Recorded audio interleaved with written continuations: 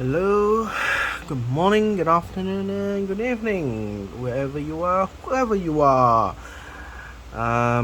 Today it's 23rd of November, 2024. Now, uh, first thing first, I'd like to apologize. I have delayed uploading this video, this part of section. I've actually got all this last week, the last weekend, but last weekend throughout to this week, I've been kind of unwell and busy with work, and so at the moment I kind of feel much better to actually resume doing my uploads of my collections. So yeah, recently I've got my, but of course recently I've already uploaded the short video clips on what I've got. So I actually reminded myself to actually try to put in my detailed explanation of my collection. So yeah, something to elaborate on and so forth. So basically, as usual, I will do a little bit side notes of what significantly happened in the world, or where, well, we, some people such as myself, I still feel the agony of having to know Donald Trump, the president elect. Donald Trump would be the president of the United States. It would be very sad to. There will be volatility in economies. There will be volatility. Probably there will be strengthen of the U.S. dollar. Will be very significant if he proceeds with the tariffs. As you know, United States are kind of a consumer nation rather than an export nation. So they should be projecting their most of their industry on something that the world don't have. But of course, being having a lot of population in the United States have less college educated or having a university degrees to go specialize on certain uh, subjects to advance them to those specialties like most of the Asian countries do, where they really put an effort to must achieve going to university to get a good degree. We say it's a piece of paper, the value of the piece of paper, but it's the getting the license to go into the field of high-tech industries, specialized industries, like in hospital, the doctors, the specialist doctors. We, the more Americans are not college educated is actually growing. Of course, the problem is nobody's going to universities in America is because it's too goddamn expensive, to be honest.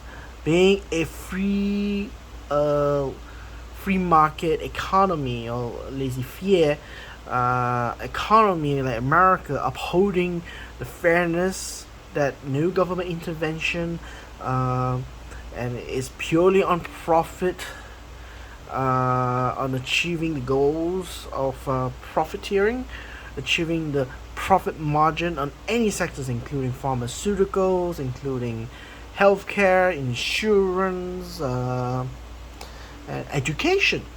To me, all these three fundamentally should not be a very business oriented kind of economy.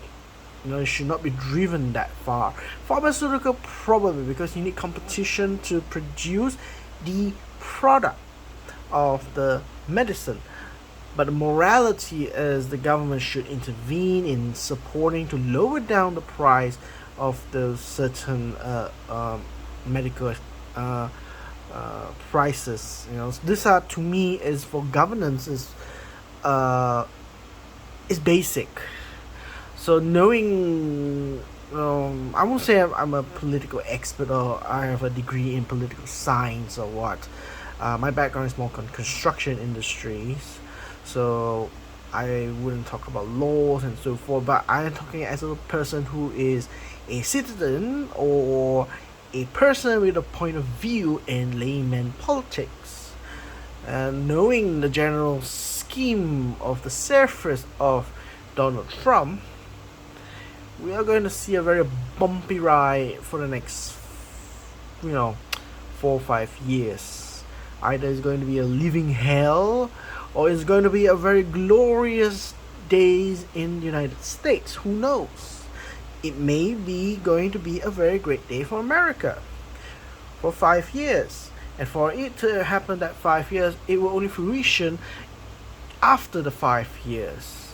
So currently, I would say Donald Trump would be in a position where everything's are very hunky dory thanks to Joe Biden, and Joe Biden has to suffer for the last 5 years or 4 years because of the mess that Donald Trump has made. And it's the same thing for Obama, Barack Obama. When he became president, nobody expected that he can do what he tell people to do, because when he took over the administration, it was a mess, which is run by a Republican party running down the drain.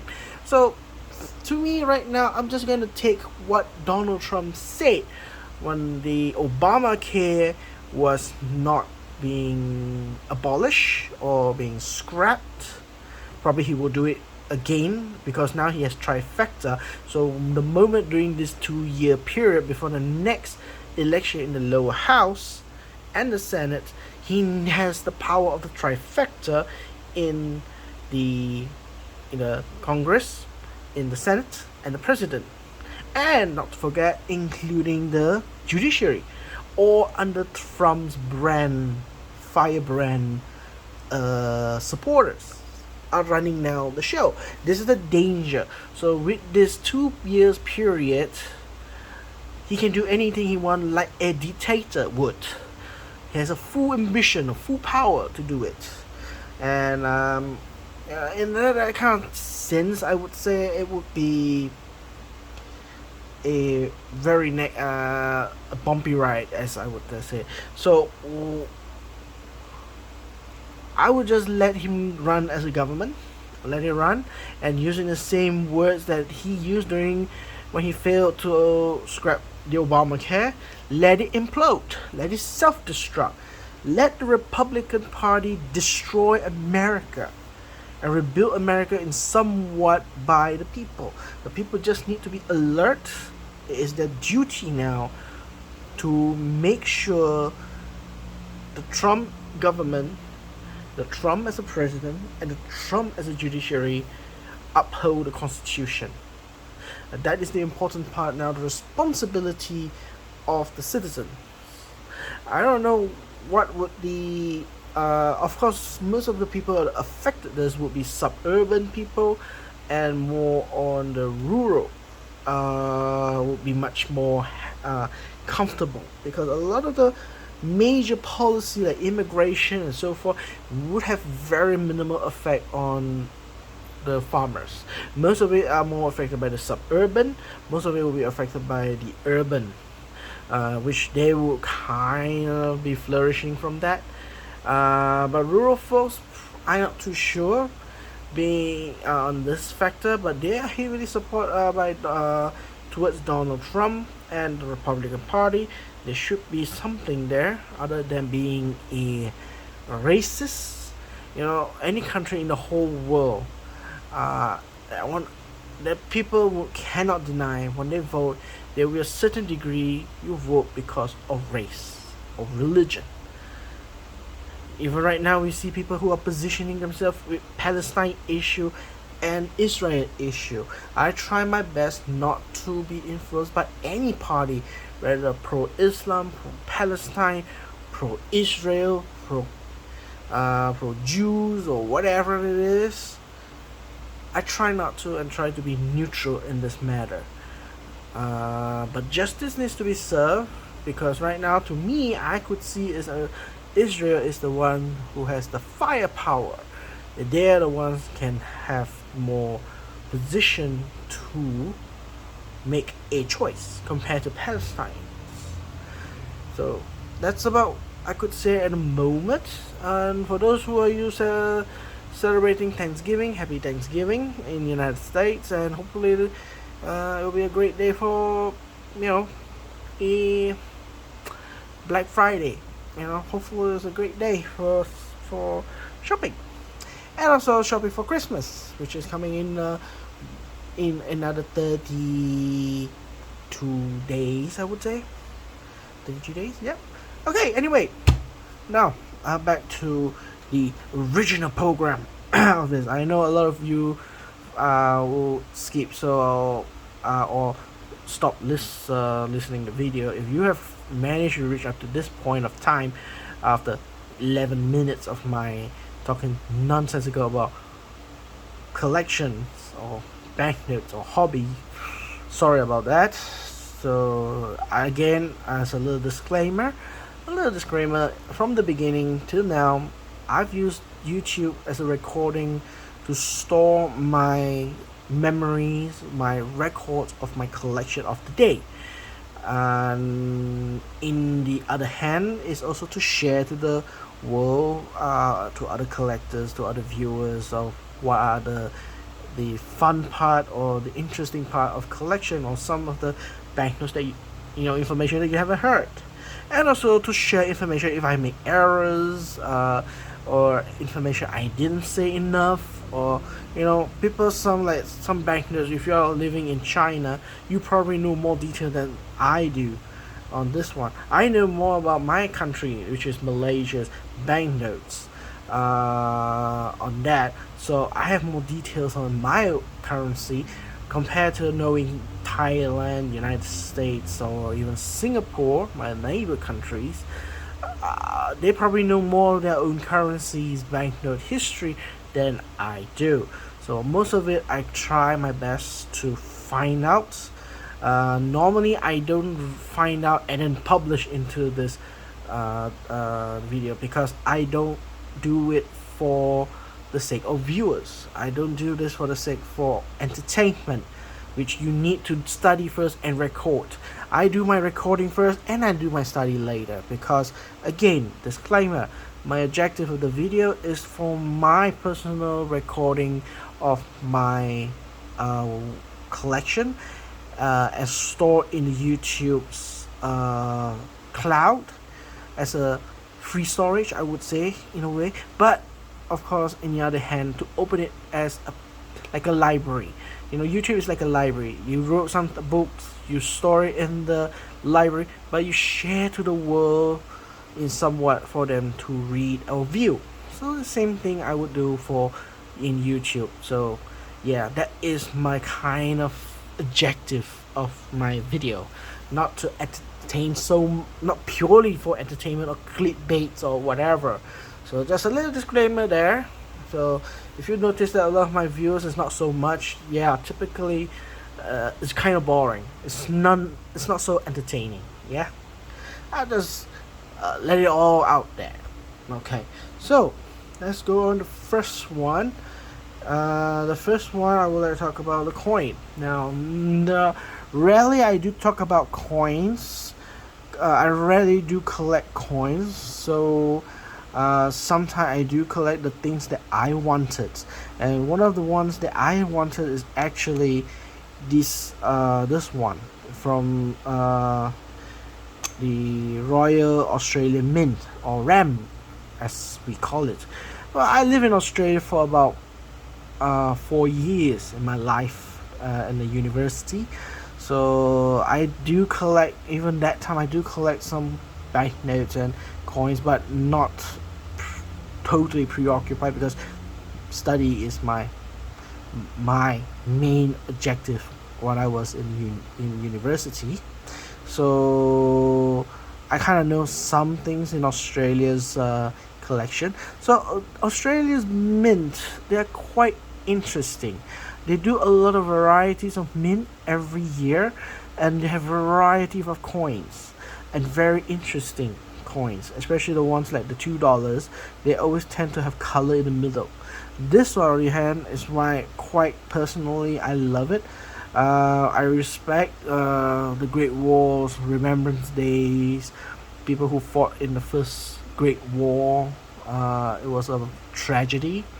For Australia, it was the first participation in the First World War in Gallipoli, so Gallipoli is more important. But we always tend to forget soldiers are being supported by animals, so they are commemorating the war animals as a remembrance. And in the color, of course, if you notice, it's purple. Red color represents for the soldiers who has the fallen soldiers, the poppy seeds, which is the color red, which is the actual color of the flower of the poppy seed that grew out. Basically, the symbol of the poppy seed was used for the First World War because the war of entrenchment, so they have artilleries and so forth. The land was devastated. There was no trees, no plants. But after the war was over, the first plant that ever grew out from those battlefields was the red poppy, and that is where it represents the fallen soldiers of the Great War, the First World War. So red is for the soldiers. The purple color of poppy seed, for purple color, is used for the animals who serve in the war. Majority of it is the horse who transported the artilleries, transported ammunition, and so forth.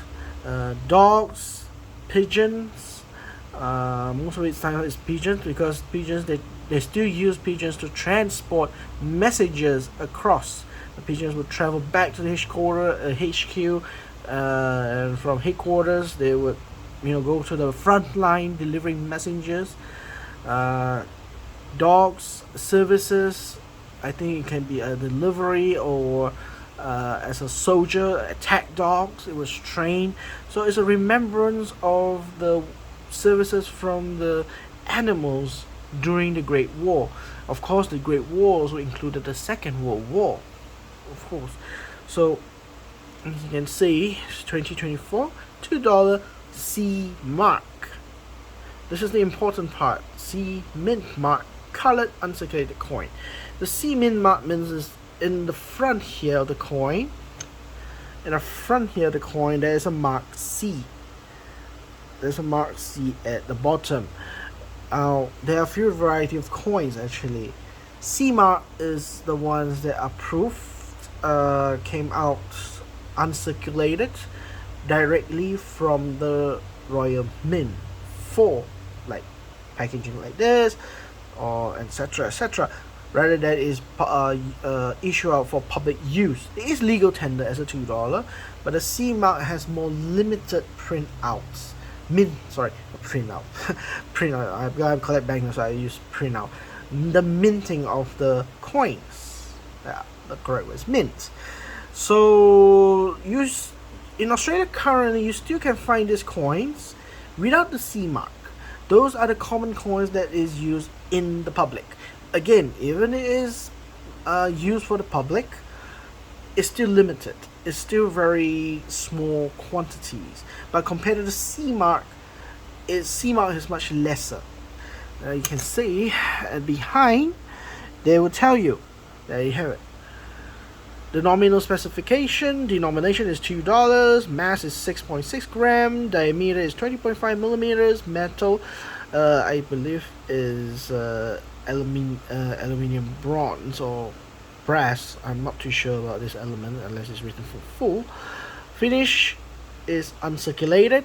Mintage 100,000 only, and designer B.A. Scott. So I pause the video to read the information here. This is sponsored, also organized and approved by the Australian War Animal Memorial Organization. And of course, knowing the coin, to me, the effigy of King Charles III. Sadly, I wish it was Queen Elizabeth, but We all know her. She is already together in heaven with her parents and a beloved husband. May she rest in peace. And yeah, fond with her. I'm quite fond with Queen Elizabeth. Knowing being a collector of banknotes, many Commonwealth countries, she is the head of state. She is the king, or I mean, she is the queen of the country. So a lot of the banknotes do produce her portraits or her effigies on the coin. So among all the banknotes that issue throughout history, her face, her portrait, her image of her on the banknote is the most circulated and the most well-known portrait in the world. Other than England, Canada, Australia, New Zealand, yada yada, Fiji, blah blah blah blah blah blah, many of the Commonwealth countries do carry her portrait. And this is the first ever in my collection of a coin card collection with King Charles III effigy. Yeah, of course, a lot of people might know. If you're a coin collector, you know, but a lot of those who are just going to start or not knowing about coin collection, if you look at the system of the coin of the effigy facing, you see King Charles is now facing towards the left. If you look at the coins that is on the last monarch, which is Her Majesty Queen Elizabeth, it will be facing on the right, and before her father is facing towards the left. So each time when the monarchs, the head of state changes, the king or the queen changes, the effigy will actually shift left to right and then right to left, left to right, etc., etc. You can go back all the way to Queen Victoria, which is facing on towards the left. So yeah, this is one of the coins that I kind of love to collect. Actually, other than these coin cards that Australia produced that I like, another one probably maybe later next year I will try to pursue collecting coin cards. 10 sets of Bluey. For those who are with parents with young kids, Bluey is a national cartoon for kids about the Blue Dogs and the whole Blue Dogs family living in Australia. It's a very good introduction of Australian accent, Australian words towards non-Australians outside the world. I think it's a very significant. A lot of kids know about Bluey, and it is very fantastic. I would say, and the coin collection, they actually made the coin early this year, to commemorate Bluey, and it is a frenzy. Everybody wants it, everyone gets it, and the price actually quite high, quite expensive. So I'm waiting for the market to actually slow down, and then I will try my shot to get the collections in. But right now it's too expensive because it's artificially inflated because of the sensation. It's not only Australians are buying it, but also it's not just the Australian buying it, but also the international are buying it. Kids wants it. Kids really do want it, so can't complain about that. So anyway, that's my coin collection. Let me raise it up here. Okay, so my coin collection, I'm just gonna put it one side here. So the next item that I want to talk about is my banknotes. So recently I got these two notes. I went for the auction. Again, I went to the auction and then I bought it online. It's an online auction, and I got these two very niche, I would say, a niche in the collection. Hard to find, yet not hard to find. Yet people desire, yet people not desire. It depends, and I would say always is very subjective. Collection is very subjective in all aspects. Different people has different view. For me, my majority of my collection is actually focusing on Japan, and then China, Republic time, and the People's Republic time. Certain banknotes in China, as I would say, is very difficult to find. They're printed unlimited. They're very limited, I would say, and there is a behavior of that period that nobody keeps the money for a long time. They will spend it. That's how it is, and a lot of it are lost. Finding a very clean, uncirculated banknotes in China is very difficult. Although some catalog books might say that this is very common or what, it is truthfully in the real world, it's gonna be very difficult to find. And one of the great examples is like this one. Now, a lot of people say this is a very cheap banknote. Its market value is very low. For these banknote is very, very low. It's a Bank of China, and the back is in English, so it's much more easier. Let's start from the back here. It's Bank of China, $10 or 10 yuan. National currency, 10 yuan. National currency, printed for Shandong on September 1918.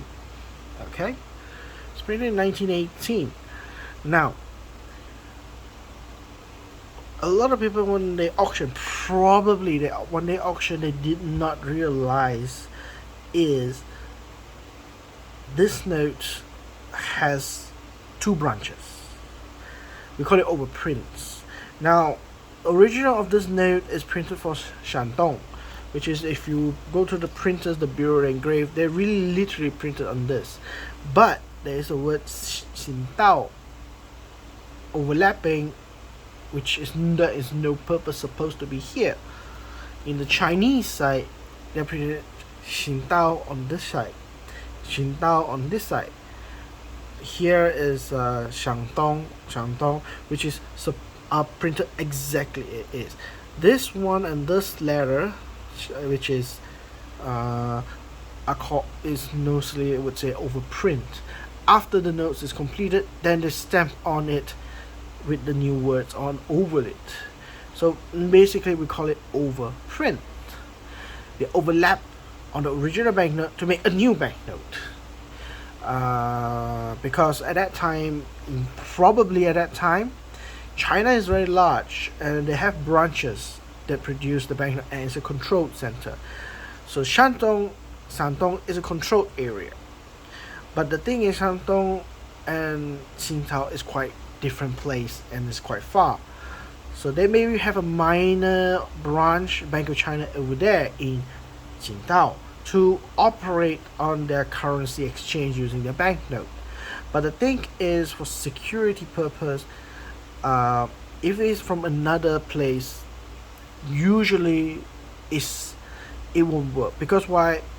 They still treat it as a local currency, although it even is a national currency. Security wise, it could be forged at that time. Now that is my thoughts of it, and that is why it's very important that they have a place of origin of the banknote is being issued. So they need to put a name. So after the note is supposed to be printed in Shandong, but it's not meant to be used in Shandong, it's supposed to be used in Qingdao. So they printed overlapping with Qingdao here, and English at the back, and from Shandong they go to Qingdao, and Qingdao use this note and then they distribute it. Quantity wise, very small. So probably because of that, I believe, it's just speculation, I believe that there are two possibilities. I just speculate anyway, right? In my mind, I'm just speaking out of my mind, just to remind myself in my future, is that number one, people didn't realize about this one because the auctioneers also didn't mention about this. They only mentioned Shandong. Okay, they mentioned Shandong, and that's it. The note is Shandong. For this, and the color is exactly this. It's just brown color. And in the catalog book, if you look at it, the paper money paper money book, catalog book for paper money. This is actually, if it's just Shantung brown color, the price for it is very cheap. In US dollar, probably about no more than $50, 30 to $50 for this condition. So it's vastly very cheap, and I got this one roughly around that price, about $25. It was very cheap. But after further looking at it, observation, I noticed that written Xingtao here and English Xingtao here. And if you look back into the catalog book, it is another variation of this note. Shantung slash Xingtao. And guess what? It's worth about 500, minimum 500 US dollar for this condition. A better condition, like they're in uncirculated condition, those already worth about $12,000, $12 to $15,000. Extremely fine already, is already reaching at the height of 8,000 US dollars for this type of notes, which have two branches name on the note. Original Shantung overprinted with Xingtao. Of course, this note condition is, I would say, good to very good condition. It will not be fine condition, because just that there's plenty of holes here and here. There are a lot of holes, I would say, and corners, forget it, they're quite gone, and there's a lot of tear marks in here. Already start to losing its fiber strength. But the original, of course, the it's not clean. It's dark color. It's been stained very bad by environment, stained quite badly. Some people written words here, overprint something here which is not originally of the banknote. Somebody have used this banknote and just written something on it, so another disadvantage of it. So this note condition is relatively, if as a collection, is quite bad condition. Some might say not worth to keep. So that's one of the second opinion. Maybe a lot of the buyers or the bidders at that time were bidding against me, thinking the condition is quite bad. It's not worth the money. Yes, $500, not worth the money, not worth it. So yeah, very good, 500 US dollar, not good. Good, who knows. To me, I collect it, so it worth a lot to me. And as an investment, if I would not be able to complete the set for this one, I'm, of course, for myself, I don't intentionally collecting all the variations. It's goddamn a lot. I will not, within my lifetime, I will not have enough money to actually collect all of this or even purchase it. No way. So I try to collect based on the denomination and the year. That's it. The series of the year and all the total denomination from the smallest to the biggest. I try my best to get that as a complete set, regardless whether it's a branch or whatever. But if I got a unique branches in the market, I try my best to get it with a good price, of course. So to me, getting this around less than $50 and then getting the price of the value for its condition, very good. I will put it at a very good condition. 500 US dollar. I think I make 450 extra dollars there in my collection. Now, knowing that it's worth 500, does people willing to buy this for 500? The answer is no, because again, people will look more technically onto whether the previous sale of the price sale of this one is how much. Definitely they will see is $20 to $30, which I bought it. So why he has to pay 500 when I just got it for about less than $50? It's totally not right. So whether they are eager buyers, I doubt, unless they are a really passionate collectors that really need this in their collection.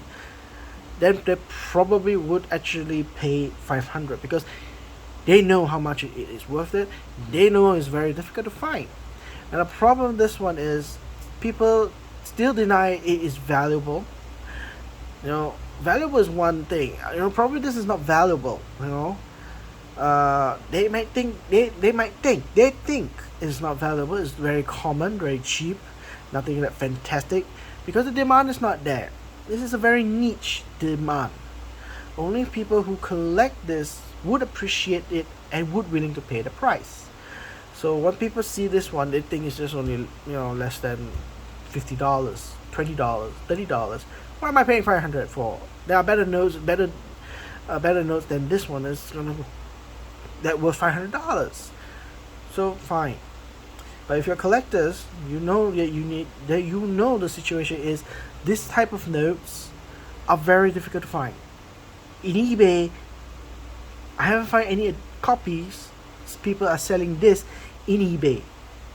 None. Zilch. Even the dealers in my local dealers here and collectors, they've seen it, but there's nobody selling it, and nobody has it, as they would say.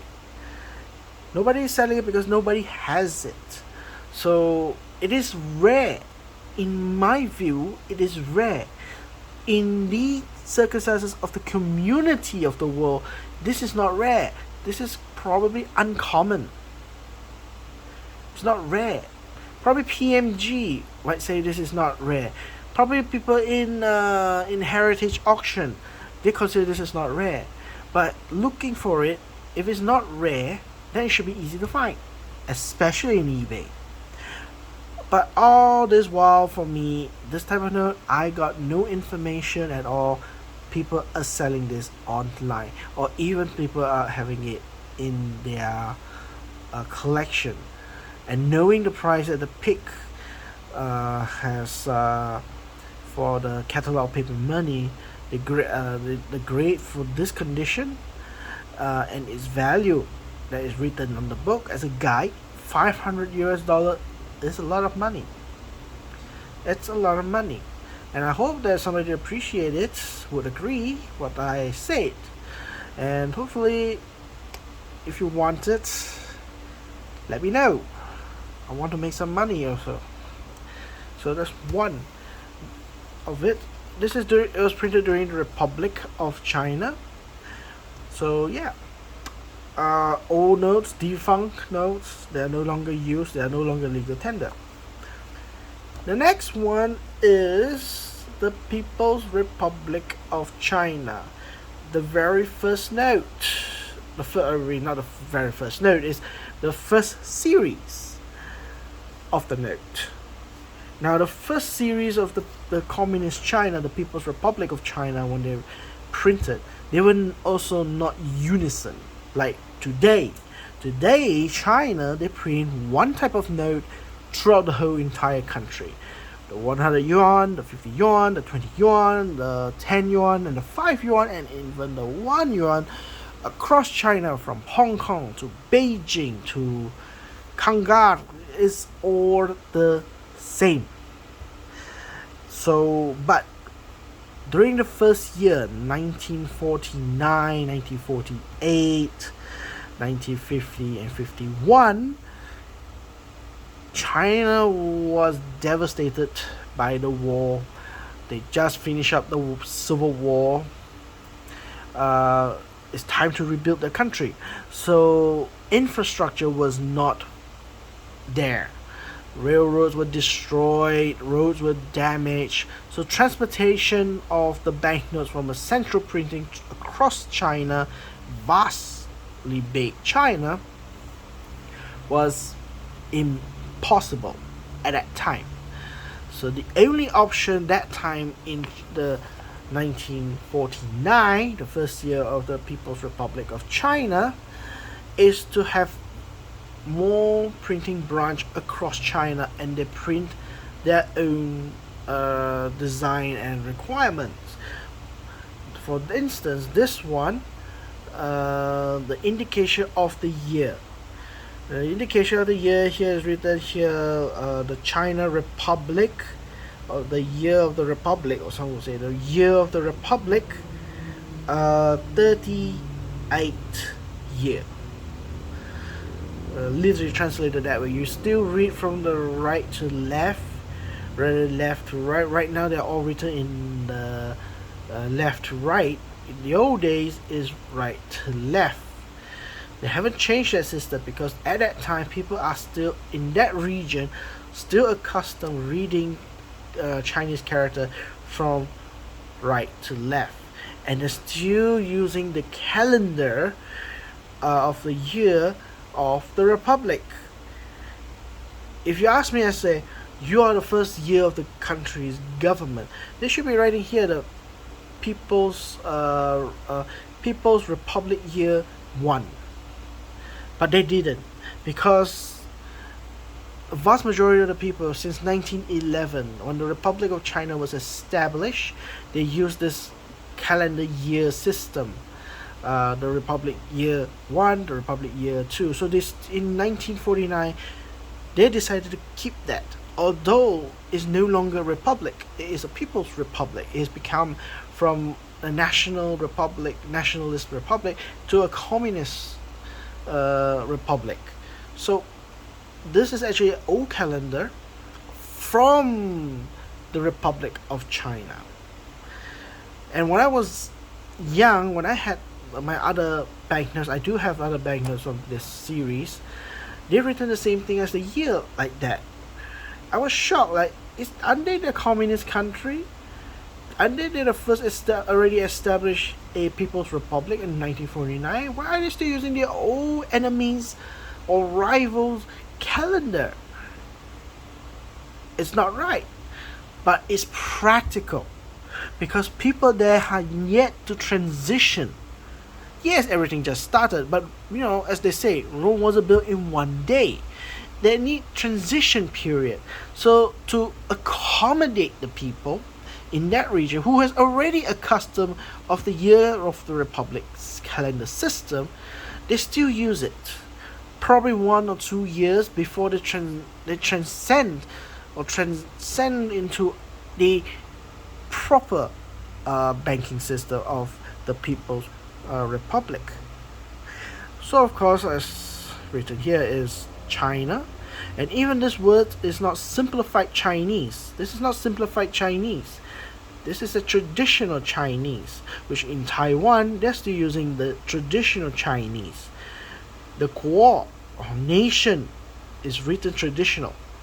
If you look at the new banknote in China, and most of the writing in the word China, 中国, they're not using this. They're using simplified Chinese, which majority of the world are using when they learn Mandarin. They learn simplified Chinese. The reason for it is because it's faster. The writing system is reducing the strokes of writing of the words to speed up the writing system. That's why it's called simplified. They make it simplified. So yeah, that's how it is. So it's 中国人民银行, China's People's Bank.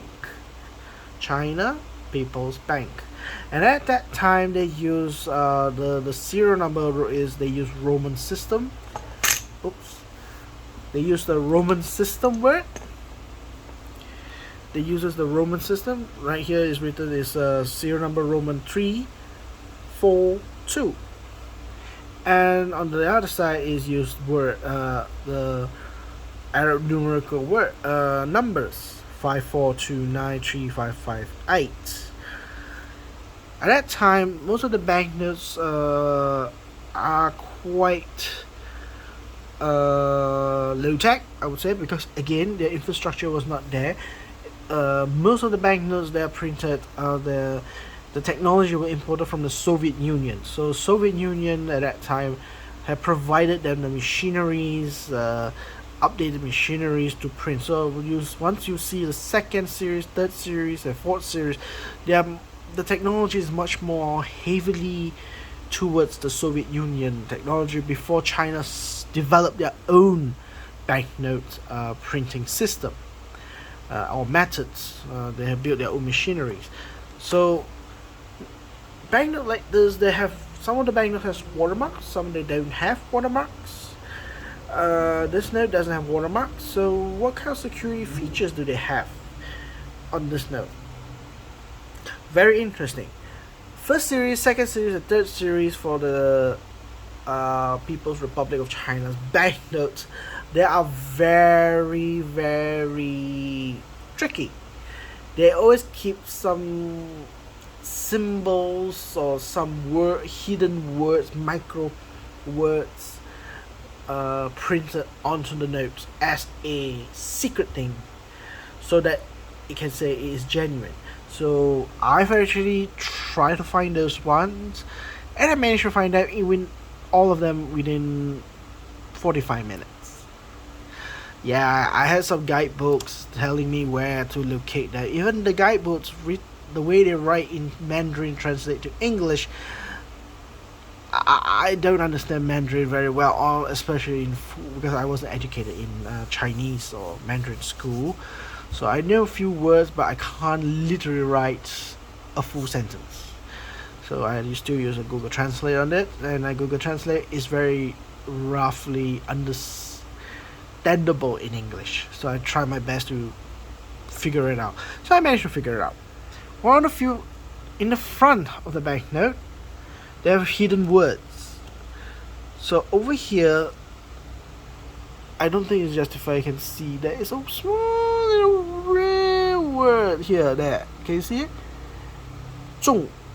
You see the square and one line in the middle here?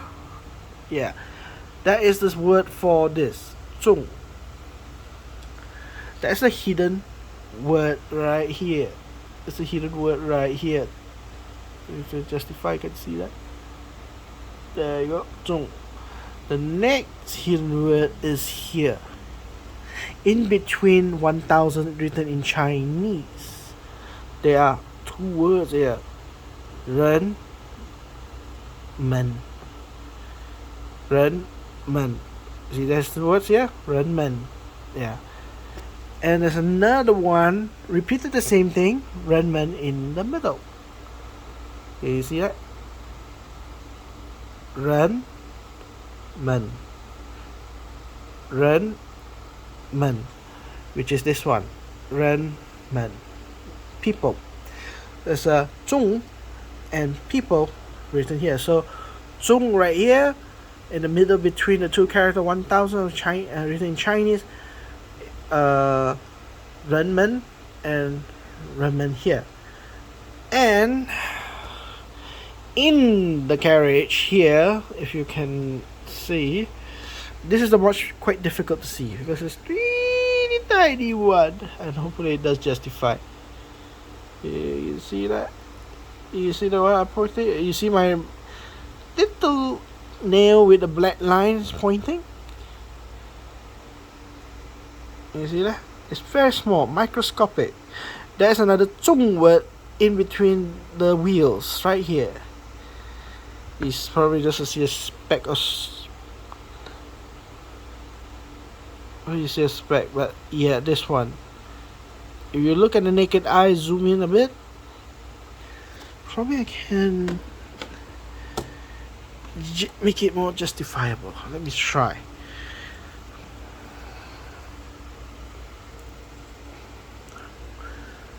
What is justifiable? Can it be? Can it be? Can it be? How I can do it? You can see there you have it. Can you see the word there? There you have it. Another word 中 right in between the wheel arches. You see a word 中 there?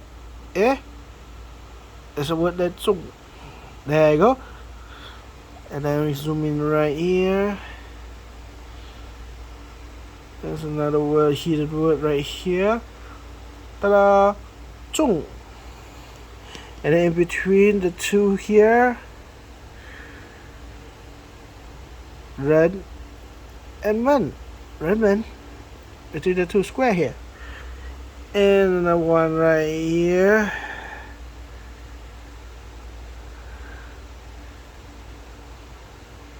Right here. Redmond.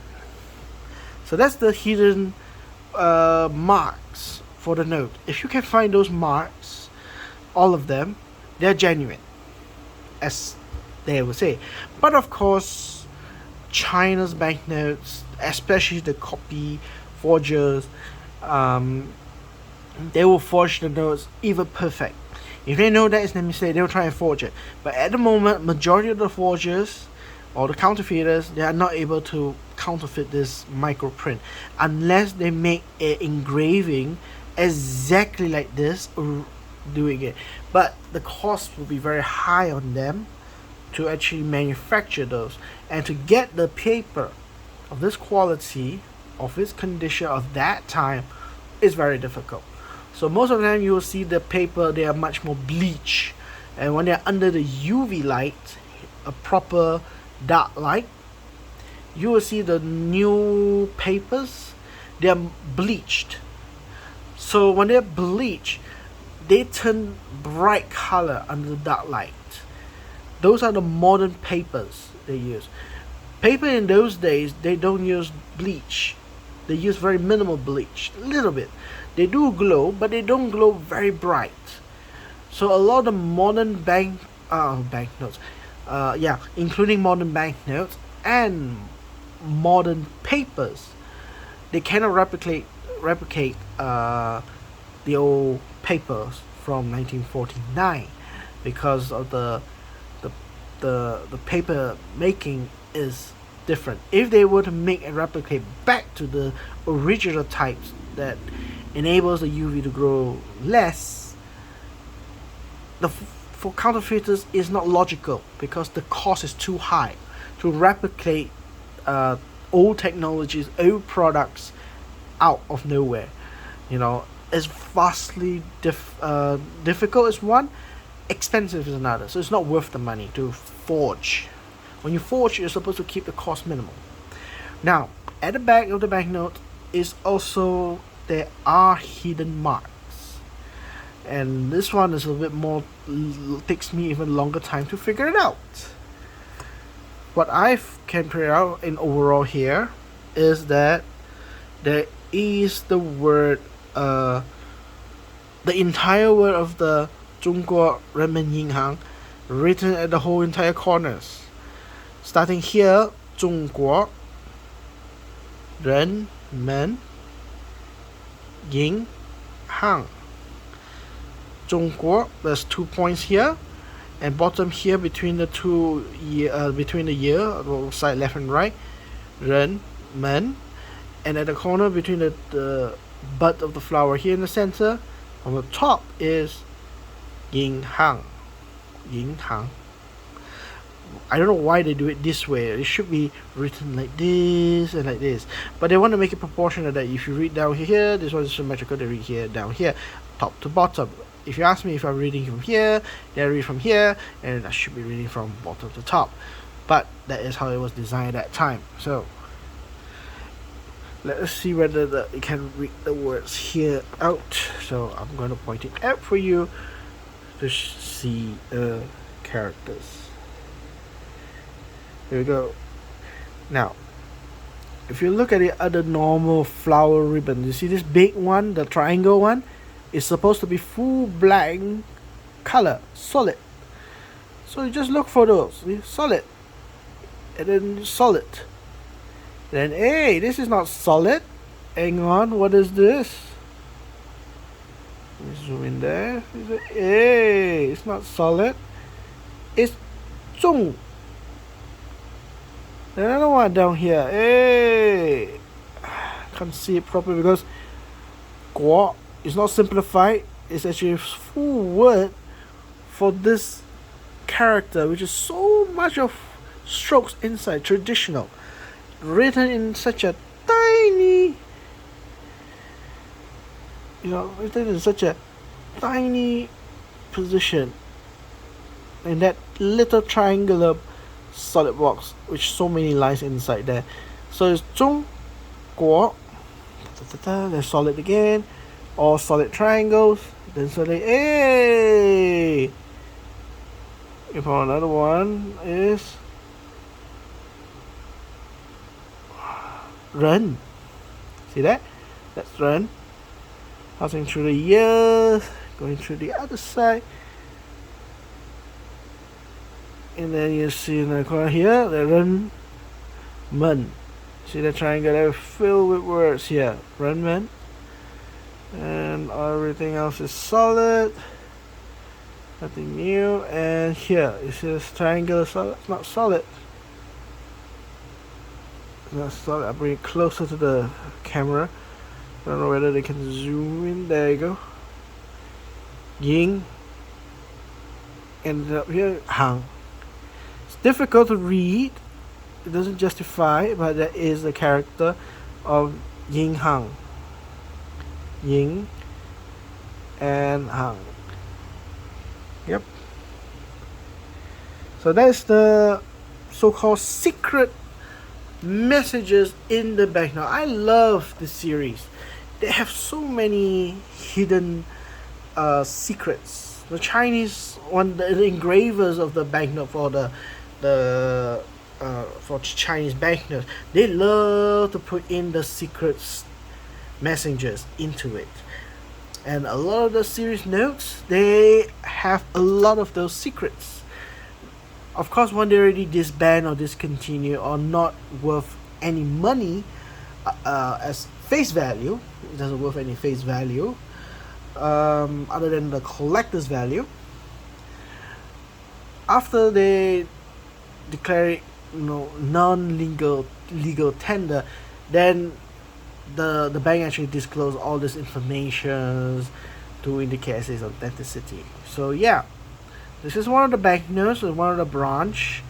When I say branch, it's the branch of the sector, or the area, the region that they print this note for that region, which are probably in the very heartland of China or the Han region, close to the to those days where the Republic of China was very strong. That's why they still use this calendar system of the Republic year. Republic year 38. So yeah.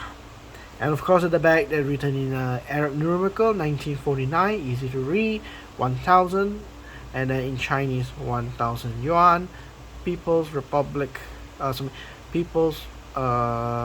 China's People's Bank, China's People's Bank, 中国人民银行. Front here, there's a hidden word here at the left wheel card with a 中 between the arches.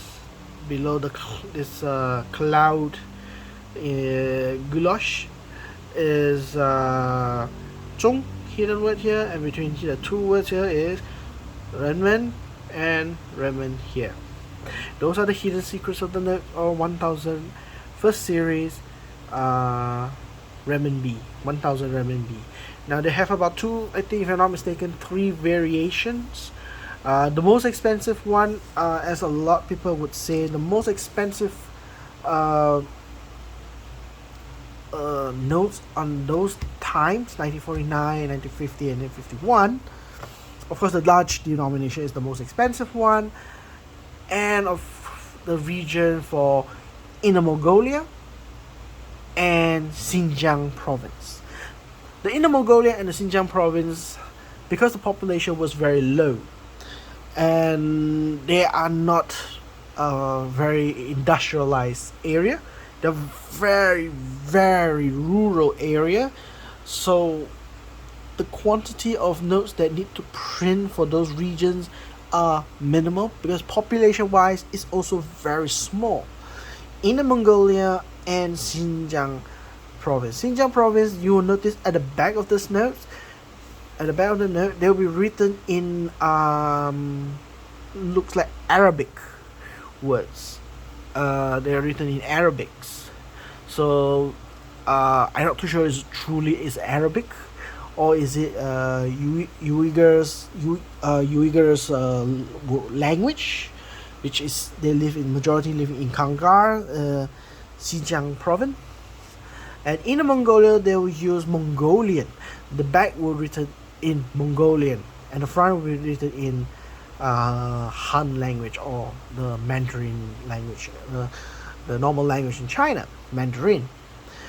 These two regions, Inner Mongolia and Xinjiang province regions note, are the most expensive notes in the entire People's Republic series. They are worthy. If you found an original, if it's original, that is the biggest problem that people question. Even you found those notes, they are highly subjectively questioned whether the note is original. I need to bear in mind to myself, I need to bear in mind to the people who are collecting banknotes for China banknotes, especially People's Republic banknotes or communist banknotes, is the counterfeit everywhere, because it worth six figures. It's worth six figures. Right now, currently at the auction house in Hong Kong, is run by the Heritage. Right now, at the moment, it's running live bid for until first week of December. I think is the hammer will be hammered, the last auction price during live session. Currently, the open price for one of the notes for 1,000 yuan, I think if I'm not mistaken, is Inner Mongolia, is currently worth 55,000 US dollar, and that is the open bid. It's not yet increment. The first bid is 55,000 US dollar, and is subjected to be estimate worth value of 100,000 to 120,000 US dollar. It's a six figure. 1,500, 10,000, 5,000, and 10,000 denomination for these two regions. They are all more than five figures for sure. Six figures depends on the condition, of course, and many of those condition of those notes in that rural area are practically very fine. Majority of them are very fine. It's very difficult to find it at the uncirculated condition. Yes, there is. You can find it in Heritage. That is where all the best, most expensive note, or I would say the word, not just say expensive, just say the most exotic banknotes in the world. It's always best place to highlight the sales in Heritage. They have the prestige, they have the name, they have the manpower to conduct research, and most importantly, they have manpower to authenticate the notes are genuine. Very, very rare they will pick the seller's notes ungraded. They prefer all their notes when they sell it in the hammer into the auction house are all graded, and after grading the notes, they will investigate whether the grade is genuine, graded by the correct people. They will investigate. So it's a very most trustworthy auction house, and most of the times looking for exotic banknotes, their price is always the mark, the benchmark for any notes that are selling in the market. You want to know how much? Refer to the Heritage. They have the price tag there because they sell it, because we know what is the demand from the buyers and how much they're willing to pay.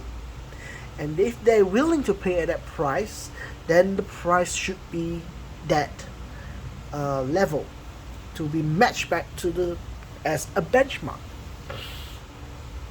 So it's a very good guide, one of the collection way to find. No, you don't know the worth how much. You can check out Heritage or other auction houses across the world. not just heritage. There's spigot, spink, stock. You can put a sticker there. One, I never tried them. Or even your local auction house is the best way to indicate what is the price for those notes currently how much it worth. The guidebooks, every catalog books that you get, they are captured at that time when it was published. I'm still using a book that is already printed since 2001. Normally, when I do my study, I do compare to the auction house. Vast majority overall are increased at a minimum of 25 to 30% from the book price. So the book price serves its purpose of its guide in the year, capturing the price in the year 2001. But at currently, how much is it? We don't know. So the best way is to go to auction house and look at it, what's the price, and compare it back to the book, how much is been raised or as much has been devalued. There are notes that devalue, especially we would say contemporary notes. They do devalue because somebody, like any capitalist, we would say supply and demand, somebody flooded the market with those notes. If it's flooded, anyone can purchase it easily, will lower down the price. And of course, the hype of the notes, like for example, notes that are hype right now is like in Malaysia is the His Majesty's coronation coins. They're currently at hype in Malaysia. They have inflated the price quite huge. When you buy from Banknote, the bank itself, it was 4,000 ringgit at least. Now it's jumped to 7,000, 8,000, nearly doubled of its face value, so its actual value. So this is now, that is a price increase hugely, is because of sensation period, but it will go down eventually, probably by next year. When people has less interested, the price will go down. And that is what I am doing it for the coin. Similar for the coin. As I say in earlier my video, I was thinking of buying the Bluey collection coins cards next year. They have 10 types, 10 variation. I'm planning to get the 10 variation of those coins. Again, right now it's a hype. The price is very expensive, very sellable. It's always sold out very quickly.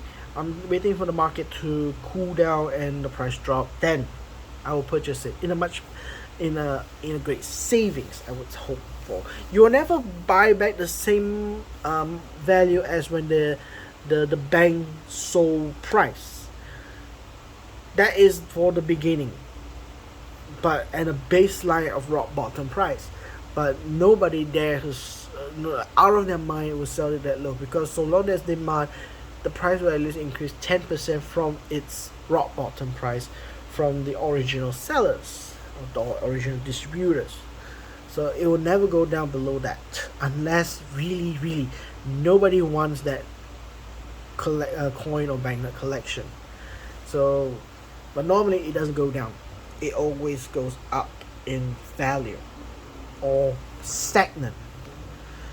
So yeah, that's all for today, gentlemen, ladies, whoever you are.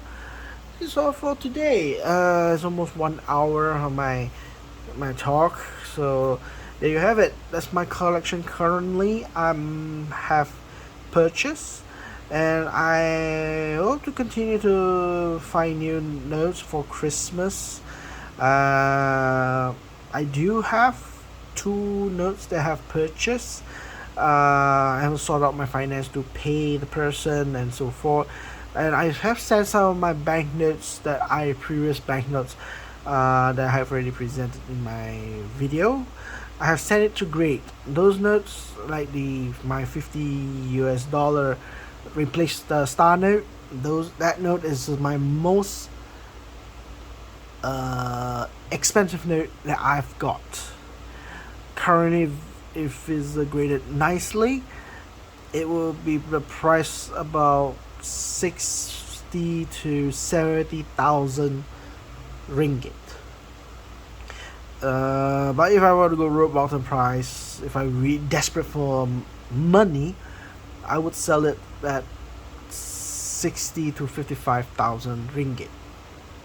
But at the moment, if it's good, market is high, very valued, it could go up to 80 to 90,000 ringgit.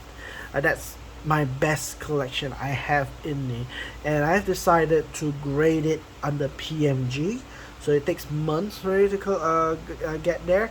And also a note that I am waiting from authenticated for the 10 US dollar. Still haven't come back yet, so I don't know what's the status. It's almost freakily long. It's almost there. I have few notes that I have sent for grading the Chinese notes.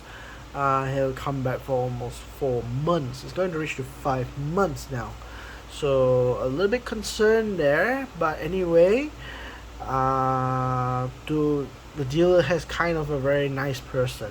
He reassured me it will come back, so I'm just waiting from there. And I know him, he knows me. Both of us owe each other some money, so yeah. He holds my best banknote. I hold some of his notes that I haven't paid yet. Wink wink. But yeah, anyway, that's all I could say. So yeah, thank you very much, you for your been listening and enjoying the information that I have on my collection.